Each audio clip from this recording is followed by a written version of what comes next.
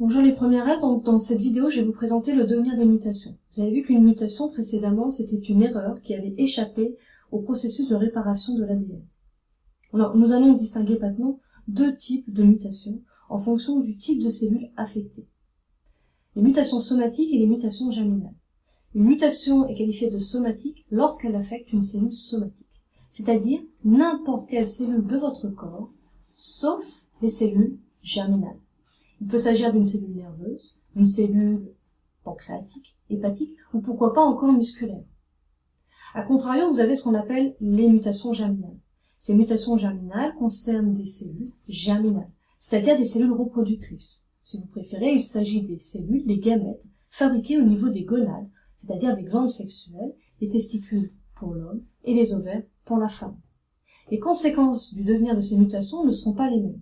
Concernant les mutations somatiques, une cellule qui a échappé au processus de réparation de l'ADN et au système immunitaire va se multiplier et va donner un clone cellulaire. Ce clone cellulaire va partager la même innovation génétique. Il se peut que ce clone cellulaire soit un cancer. L'individu affecté par le cancer ne peut pas transmettre le cancer à sa descendance. Tout au plus, un individu va transmettre à sa descendance ce qu'on appelle des allèles de prédisposition. Ça veut dire que les enfants issus de ses parents qui auront hérité un allèle de prédisposition auront plus de risques de développer telle ou telle maladie. Revenons maintenant aux mutations germinales.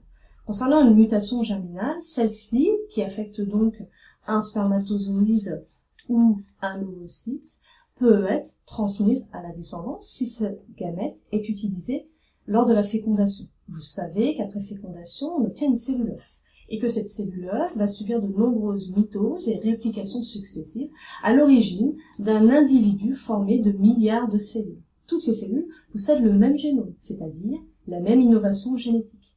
Ce sont ces mutations qui sont à l'origine de certaines maladies, les maladies génétiques qui peuvent avoir des conséquences très lourdes pour l'individu. Je pense bien évidemment à des maladies telles que la mucoviscidose ou encore la drépanocytose.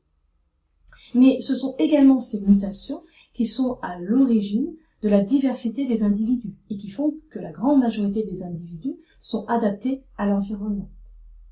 Alors, si on devait résumer ce que l'on a vu, il y a donc les mutations de type somatique qui affectent des cellules du corps, sauf les cellules germinales. Ces cellules sont transmissibles seulement aux cellules issues de sa division chez l'individu concerné, c'est-à-dire purement somatiques. Elles ne sont pas transmissibles à la descendance. Les conséquences, dans le pire des cas, c'est l'apparition d'un clone cellulaire qui se divise de façon anarchique et à l'origine de l'apparition d'un cancer. Autre type de mutations sont les mutations qui affectent les cellules germinales, c'est-à-dire les cellules à l'origine des gamètes, ovocytes, spermatozoïdes. Ces mutations sont transmissibles à la descendance parce qu'elles peuvent être à l'origine de la formation d'une cellule œuf. Et donc toutes les cellules du nouvel individu vont porter cette innovation. Les conséquences sont doubles. Ce sont ces mutations qui sont à la fois à l'origine des mutations génétiques, mais ce sont également ces mutations qui sont à l'origine de la diversité génétique des individus, et donc moteur de l'évolution.